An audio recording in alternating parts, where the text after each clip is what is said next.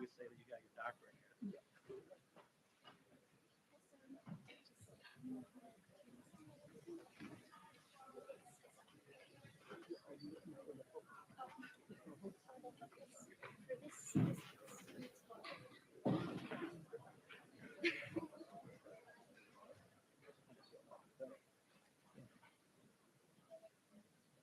Oh no, I wish it just been more setting. The kind of the robotic was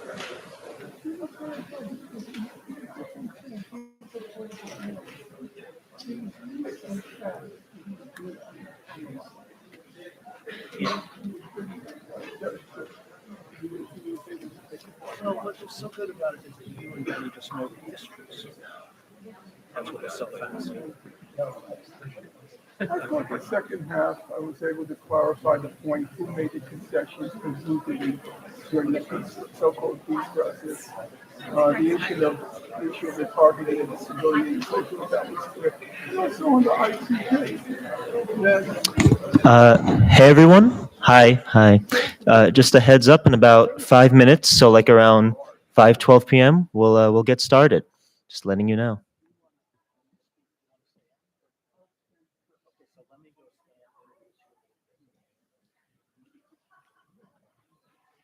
You want to wait? Yeah, we're kind of worried. Okay. You guys got your yeah. Basically, my part, I just introduce, and then you guys do whatever you want. Well, I'm just going to get up and do a very brief introduction, and then ask Norman to kind of put where we are today in context, and then Norman will stand up. Okay? Cool.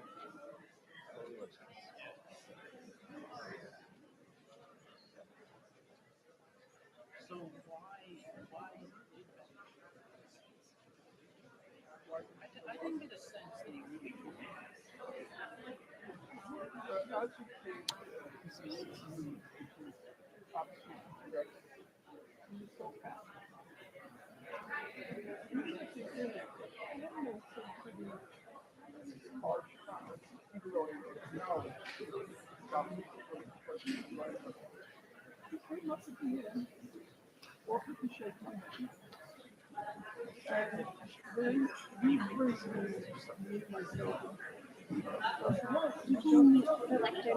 Oh, okay. No, that was so easy. Thank you.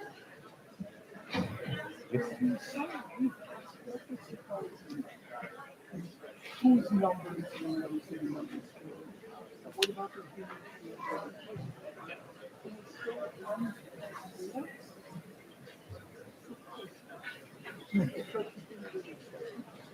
But why do you think he adopts the political? Oh, I think it was.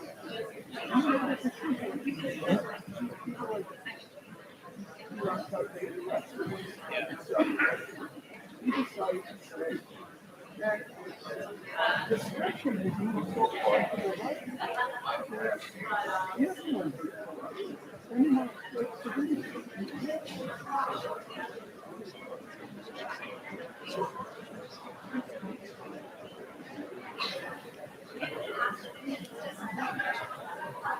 So,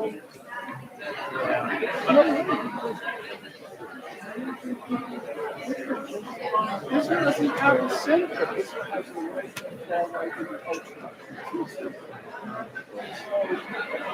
have to get better combinations.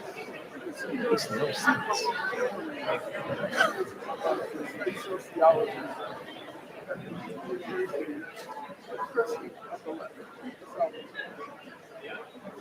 Many artists have a knack for self-promotion. There's no way you can do it. Of course. Even right after October 7th, one who stood firm was in the house. I mean, art. Right. Art. Some of the stuff. I don't need it. Yeah. Just very phrase.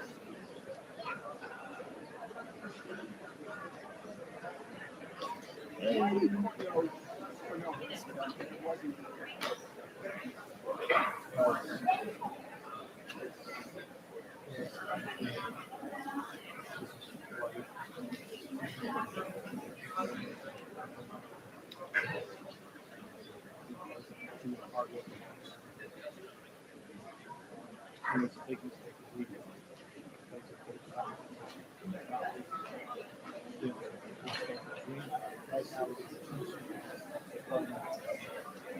last and only work as some minor target.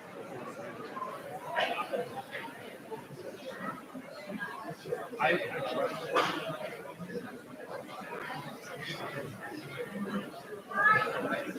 and I put them because at least it was not that. I know from looking about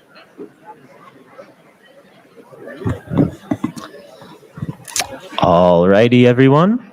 Turns out it's about 5:12 right now, so we're going to get started in just a bit. Take your seats.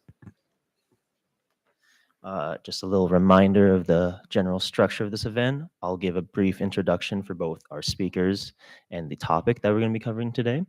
They're going to go over a quick dialogue, and afterwards we'll be opening up the room for questions. So let's get started.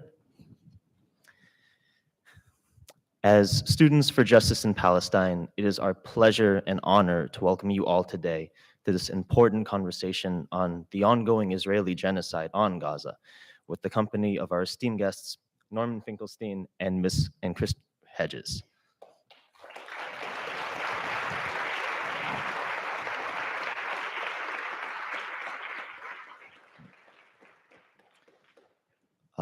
We would like to begin by extending our thanks and gratitude to the Princeton Muslim Advocates for Social Justice, also known as Masjid, the Center for Collaborative History, and the Department of Near Eastern Studies for being our co-sponsors for this event.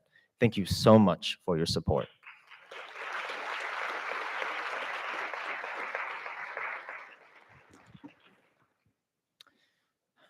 As we speak, more than 70% of people in Gaza are suffering from catastrophic levels of hunger.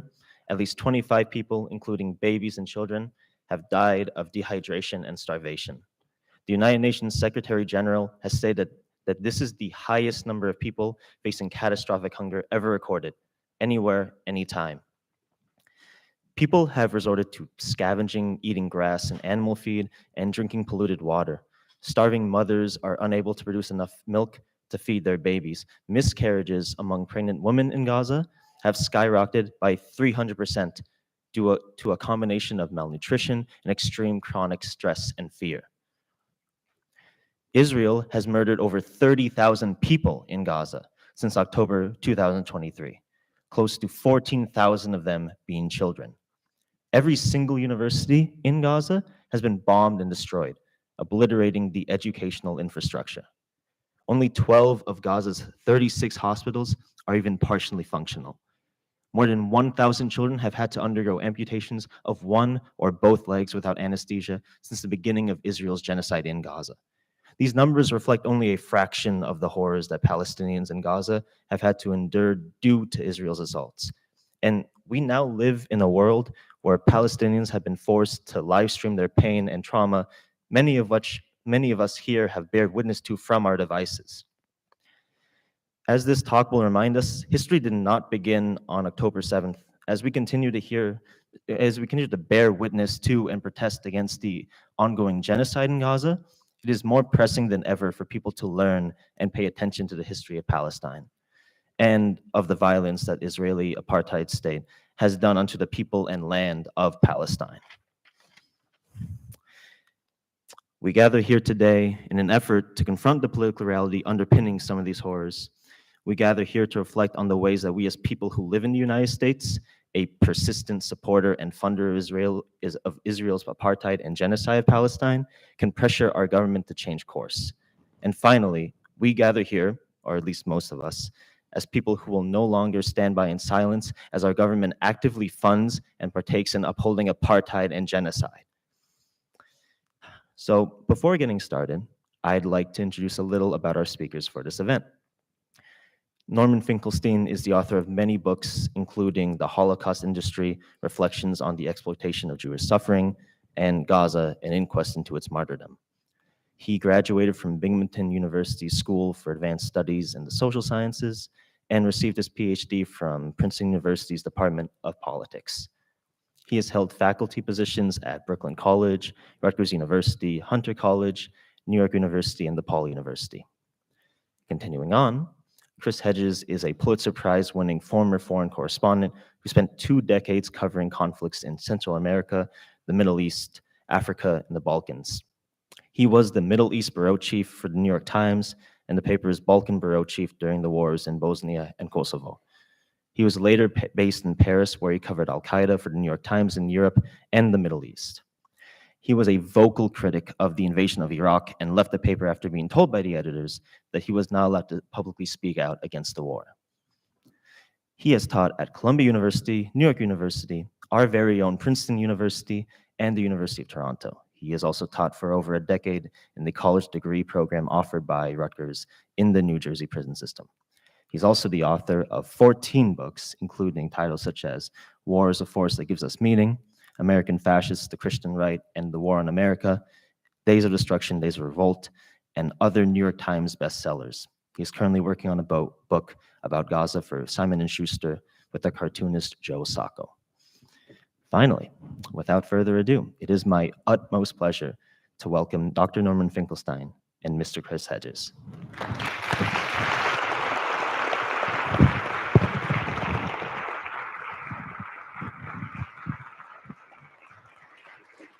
So I'm a journalist, not an academic, not a great historian like Professor Finkelstein. And journalism, if any of you are considering the profession, is a very superficial profession. We always say journalists know a little about a lot of things. And it is impossible, although I spent 7 years covering the Middle East, to have any conception of what's happening in the Middle East, in Palestine, in Israel, unless you read history, unless you read the works of the great historians such as Dr. Finkelstein and Benny Morris and Elon Pape and others. And so that context is key. And one of the things that I have always found when I covered conflicts was that the aggressor seeks to destroy the context to make the reaction of the oppressed incomprehensible. If there is no context, then when you see people burst through the security barriers of their open-air prison and carry out, admittedly, I think Norman and I will both concede, atrocities, you don't understand that long, slow drip of oppression, humiliation, and murder that has been carried out by the Palestinians trapped in their concentration camp. Context is key. And that's why I have so much admiration for what Norman does as a scholar. He's paid the price. I always think of Julian Benda's great book, Treason of the Intellectuals, where he talks about those intellectuals who hedge and essentially distort the truth to advance their careers and get foundation grants and tenure. Not that any of that would happen here. And Norman didn't do that. He went out. It was Joan Peters, right?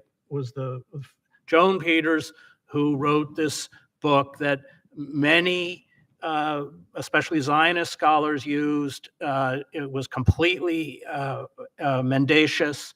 I don't think she was even, I think she was a journalist herself. I don't even think she was an academic, but they used it to build the scaffolding of how the Palestinian people didn't have an identity, that was an empty land. And in his doctoral work, he obliterated it. I know Noam Chomsky, who we both admire immensely, and Noam's very close to Norman, and Noam are close, warned him. But he was, his integrity, coupled with his brilliance, that he refused to back off, and he took on that very powerful Zionist, those institutions from day one, and he's paid a tremendous price for it. But what he's retained is his integrity. So I think we should begin, Norman will come and speak. I think the first thing we have to do is put where we are today in historical context. And there's very few scholars who can do it as well as Norman can. Thanks.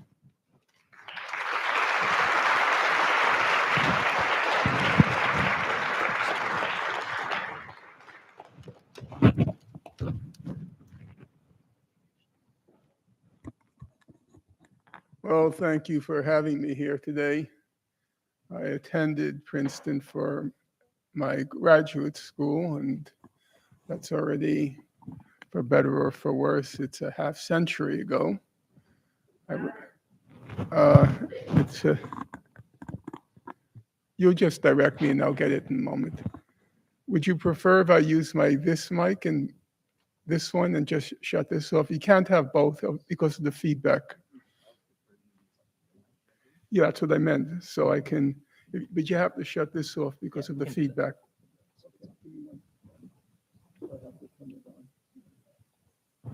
Let's see how, no, it's fine. Yeah. Okay, thank you.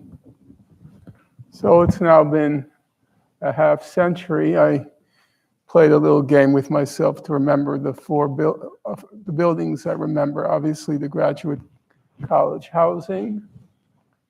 Corwin Hall, is that still here? The Political Science Department. What we called Woody Woo, but I don't think it's still around. What's it now called? What? SPIA? What does that stand for? School of Public and International Affairs. And of course, where I spent my entire time when I was here